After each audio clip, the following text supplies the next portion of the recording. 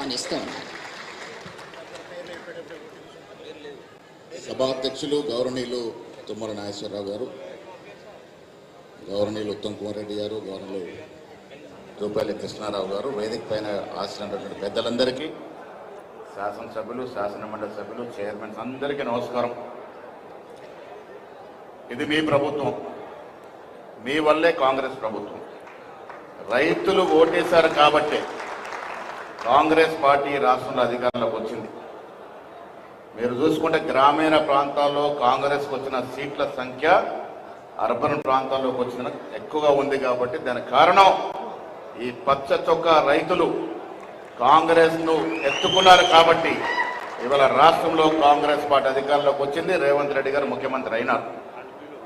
ఇది ప్రజల ప్రభుత్వం, ఇది రైతుల ప్రభుత్వం, రైతుల కోసం పాటుపడుతున్నాడు ప్రభుత్వం. దానికి తార్కాణమే ఇవాళ పెద్దలు తుమ్మల నాగేశ్వరరావు గారు ఇవాళ రైతు సదస్సు ఏర్పాటు చేసి మీ అందరికీ సదస్సులో పాల్గొనే అవకాశం ఇవ్వడే కాకుండా అధునాతన శాస్త్ర సంకేతపరమైనటువంటి పరిజ్ఞానాన్ని మీకు పంచాలని వైస్ ఛాన్సలర్లు, సైంటిస్టులు, అధికారులు, ఉన్నతాధికారులందరూ కూడా ఇక్కడ రప్పించి మీ అందరికీ కూడా ఏదో క్లాసెస్ ఇచ్చి ట్రైనింగ్ ఇప్పించేటువంటి ప్రయత్నం చేస్తూ ఉన్నారు తుమ్మల నాగేశ్వరరావు గారు.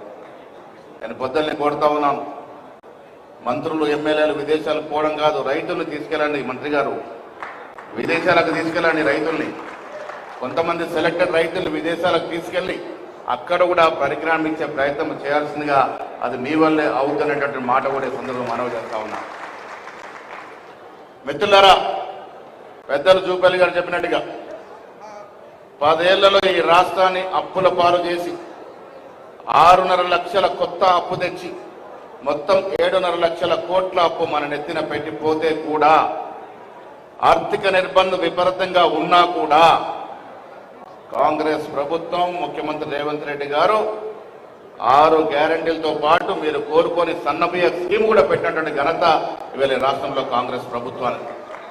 పేద ప్రజలు కూడా ధనికుల వల్లే సన్నబియ్యం తినాలి, ఫైన్ క్వాలిటీ రైస్ తినాలని ఉత్తమ్ కుమార్ రెడ్డి గారు ప్రణాళిక రచించి ఇవాళ సన్నబియ్యాన్ని ఇస్తున్నటువంటి సందర్భం. సంవత్సరాల క్రితం ఉచిత మహిళా బస్సు నుంచి మొదలుకొని ఇలా రైతు బంధు కావచ్చు, రైతు బోనస్ కావచ్చు, ఇవాళ వస్తున్న సన్నబియ్యం కావచ్చు, రేపు ఇయ్యబోయే ఇంధనం ఇల్లు కావచ్చు, చక్కెర కార్డులు కావచ్చు, ఇవన్నీ కూడా ప్రజల ఆశలు, ఆకాంక్షలకు మేరగా జరుగుతూ ఉన్నాయి. ఎవరెన్ని చెప్పినా, ఎంత కష్టం ఉన్నా, నష్టం ఉన్నా మీకోసమే ఈ ప్రభుత్వం పనిచేస్తుంది. ఇంకా 3.5 సంవత్సరాల్లో మేము ఇచ్చిన ప్రతి హామీని మీకు చెరవేర్చి మా మాటను నిలబెట్టుకుంటాం. మీతో శబాషి అనిపించుకొని మళ్ళీ 90 సీట్ల మీ ముందుకు వస్తామనే మాట కూడా మనం చేస్తా ఉన్నాం. మిత్రులారా, నేను మళ్ళీ చెప్తా ఉన్నాను, చిన్న చితకర సమస్యలు ఉండొచ్చు, ఉంటాయి కూడా.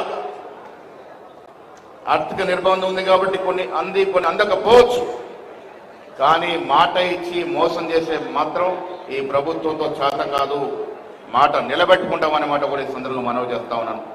వచ్చే రోజుల్లో అభివృద్ధితో పాటు సంక్షేమాన్ని నిండుగా ఇస్తున్నటువంటి ప్రభుత్వం కాంగ్రెస్ ప్రభుత్వం.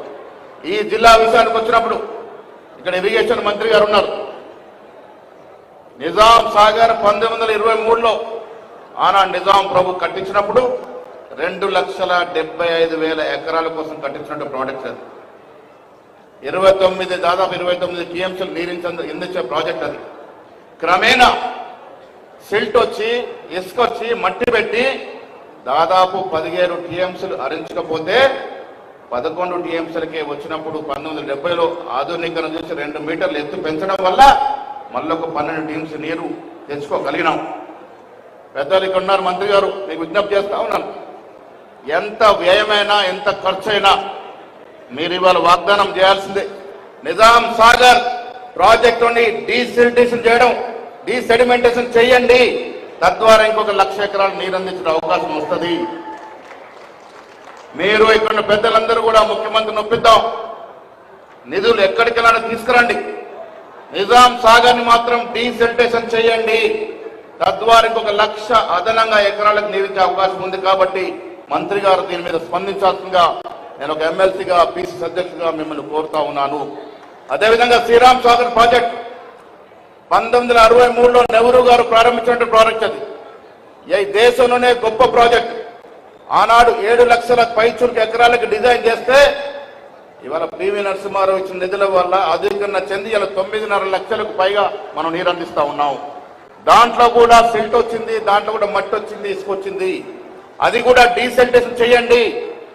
ఇంకొక 2.5 లక్షల ఎకరాలకు అదనంగా నీరు ఇచ్చే అవకాశం ఉంటుంది. కాబట్టి వ్యయం ఎంతైనా దాన్ని మీరు ఇవాళ పోతూ మాకు మాటిచ్చిపోవాల్సిందిగా నేను ఉత్తమ్ కుమార్ రెడ్డి గారు విజ్ఞప్తి చేస్తా ఉన్నాను.